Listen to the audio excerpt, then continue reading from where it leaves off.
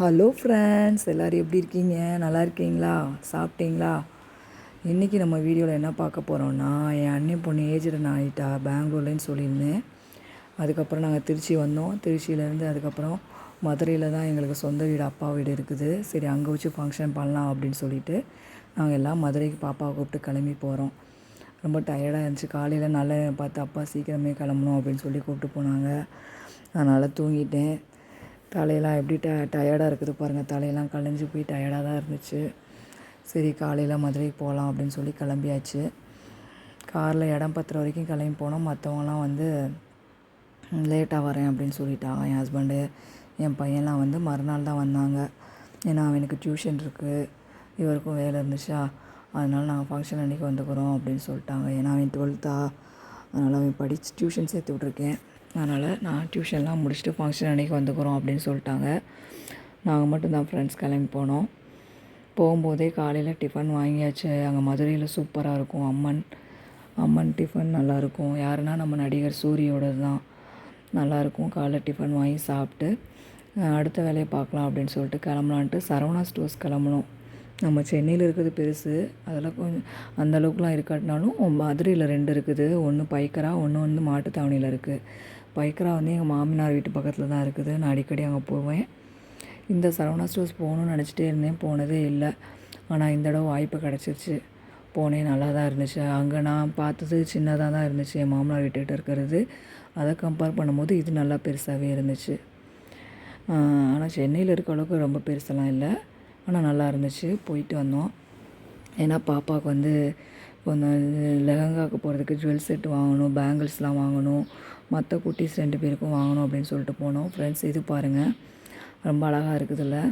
சரி, நல்லா இருக்குது அப்படின்னு சொல்லிட்டு அங்கே பக்கத்துலேயே ஒரு அண்ணன் நின்றுட்டே இருந்தாங்க. அவங்ககிட்ட கேட்டேன், ஏன்னா இது யாரும் தொட்டு இடித்து கீழே விழுந்துடக்கூடாதுன்னு சொல்லி இது பக்கத்துலேயே ஒருத்தர் நிற்க வச்சுருக்காங்க. கேட்டேன். 13,000மோ 15,000மோ சொன்னாங்க. எனக்கு மறந்து போச்சு.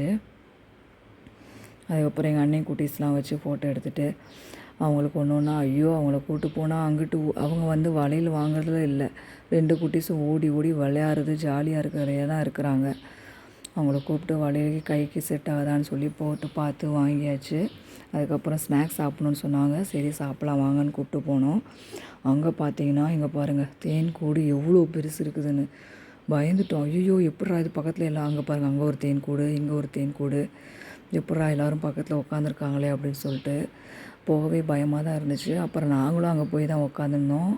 அது கண்ணாடி போட்டிருக்காங்க, ஒன்றும் செய்யலை, அதனால் பயம் இல்லை. நம்ம பாட்டுக்கு போய் உட்காந்து பார்த்துட்டு அப்புறம் ஜுவல் செட்டெல்லாம் வாங்கணும்னு சொல்லிட்டு அதெல்லாம் வாங்கிட்டு எல்லாமே வந்து வாங்கிட்டு கீழே வரும்போது கிஃப்ட்டு தருவோம் அப்படின்னு சொன்னாங்க. ஒவ்வொரு ரேட்டுக்கு தகுந்த மாதிரி ஒரு கிஃப்ட்டு. இவளுக்கு ஒரு செட்டில் பேட் கொடுத்தாங்க. சரி வாங்கிட்டு அப்புறம் மத்தியானம் வந்து அதே மாதிரி ஹோட்டலில் அப்பா லஞ்ச் வாங்கி வச்சுருந்தாங்க. சாப்பிட்டுட்டு எல்லோரும் கூட என்னென்ன வேணுன்றதெல்லாம் அரேஞ்ச் பண்ணி ரெடி பண்ணிவிட்டு ஈவினிங்கில் வந்து பாப்பாவுக்கு மெஹந்தி போடுறதுக்கு என் சித்தி பொண்ணு வந்திருந்தா. அவள் நானே போட்டு ஃபஸ்ட்டு பியூட்டிஷியன் ரெடி பண்ணோம். அப்போ அவள் சொன்னால் எதுக்கு நானே போட்டுருவேன் அப்படின்னு சொல்லிட்டு அப்புறம் அவளே வந்து கைக்கு மெஹந்தி போட்டுட்டா. பியூட்டிஷியன்லாம் ரெடி பண்ணி வச்சுருந்தோம். அதுக்கப்புறமா இங்கே பாருங்கள், ஒருத்தராக வீட்டுக்கு வந்து பார்க்க வர ஆரம்பிச்சிட்டாங்க. எங்கள் அம்மா உட்காந்துருக்காங்க, அத்தை 2 பேரும் பேசிகிட்ருக்காங்க. அவள் தான் எங்கள் அண்ணன் பொண்ணு. எங்கள் அண்ணி சாப்பிட்டுட்ருக்காங்க. எங்கள் அத்தை பேத்தி, இந்த குட்டி பையன் இருக்கானே உள்ளே என்ட்ரு ஆகும்போதே ஒரே அழுக. எதுக்கு அழுகிறான் அப்படின்னா கூட்டத்தை பார்த்து பயந்து அழுகிறான்னு.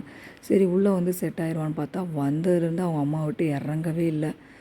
எல்லா குட்டீஸுக்கும் ஆசை அது கூட விளையாடணும்னு வரவே மாட்டேன்ட்டான். இங்கே பாருங்கள், இங்கே ஒரு குட்டி செம்ம க்யூட்டு, செம்ம அறிவாக இருக்கும், அமைதியாக இருக்கும். எங்கள் சித்தி பேரன். அவ்வளோ சேட்டை செய்ய மாட்டான், அவ்வளோ அமைதி, ரொம்ப அமைதியாக சாஃப்டாக இருப்பான். எங்கள் அத்தை சித்தி மருமக. இவங்க எல்லாரையும் வரல, ஃபங்க்ஷனுக்கு வரல, பெங்களூர் ஃபங்க்ஷனுக்கு வரல. இவங்க எங்கள் சித்தி எல்லாருக்கும் தெரியும், காமிச்சிருக்கேன் நிறையா வீடியோவில். இங்கே பாருங்கள், என் தங்கச்சி உட்காந்துருக்கா. சித்தி பேரன், சித்தி வீடு. ஆக்சுவலாக எங்கள் வீடு தான் என் சித்தி பையன் இந்த வீட்டில் குடியிருக்கான். இவங்க எங்கள் சித்தப்பா. எங்கள் சித்தி வந்து இறந்துட்டாங்க, சித்தி வரல. இவங்க எங்கள் சித்தப்பா, சித்தி பேரன் பேத்தி. இவன் வந்து எங்கள் சித்தியோட மருமக. எனக்கு நிறையா சித்தி இருக்காங்க. அன்றைக்கி வந்து மீனாட்சி திருக்கல்யாணமா, அதனால் அவள் வந்து பூஜை பண்ணி கயிறை மாற்றணும். அது மதுரையில் இருக்கவங்களுக்கே ஸ்பெஷல். மீனாட்சி திருக்கல்யாணம் அப்படின்னா அன்றைக்கி வந்து எல்லாருமே புது கயிறு மாற்றுவாங்க. அன்றைக்கி நாங்கள் வந்து எங்கள் அன்னை வீடு வந்து முட்டு வீடு ஆயிடுச்சு. அதனால் அவங்கெல்லாம் செய்யலை. அப்போ நானும் அதை கண்டுக்காம விட்டுட்டேன், செய்யலை. ஆனால் அவள் வந்து அது கரெக்டாக ப்ராப்பராக செஞ்சுட்டா.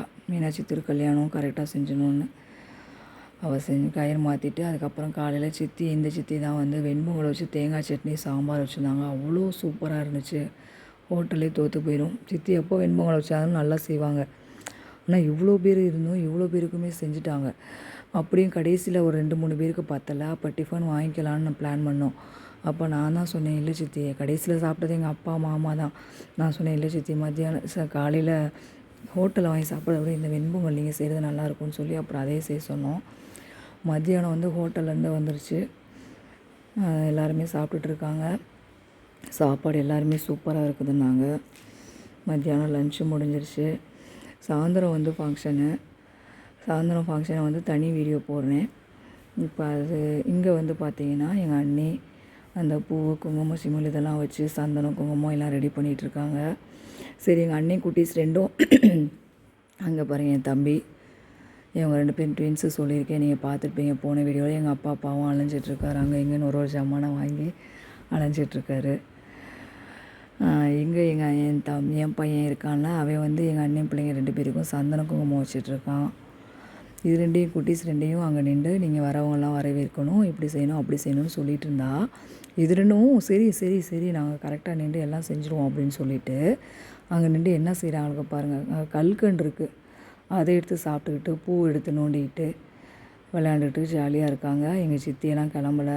சரி, ஈவினிங் தானே, அங்கே வயரிங் ஒர்க்கெலாம் இருக்குது, பந்தல், என் தம்பி அந்த வேலையெல்லாம் பார்த்துட்ருக்கான். இவங்க தான் என்னோடய அண்ணி. அவங்க எல்லாம் ரெடி பண்ணி செட் பண்ணி வச்சிட்ருக்காங்க. நாங்கள் திருநெல்வேலியிலேருந்து எல்லாருமே வருவோம். திருநெல்வேலி தான் எங்கள் அண்ணி ஊர். அங்கேருந்து எல்லோரும் வருவாங்க.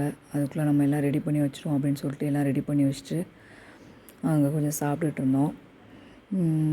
அதுக்கப்புறமா சாயந்தரத்துக்கு எல்லாமே ரெடி பண்ணணுமே அப்படின்னு சொல்லிட்டு பியூட்டிஷியன் வர சொல்லியாச்சு. வேறு என்ன, மத்தியானம் லன்ச்சு பார்த்தீங்கன்னா அதுலேயே பாதி பேர் சொந்தக்காரங்க தான். ஆனால் நிறைய பேர் சாப்பிட மாட்டோன்னு சொல்லிட்டாங்க. தனியாக எங்கள் சித்தி வீட்டில் வச்சுருந்தோம், இன்னொரு சித்தி வீட்டில்.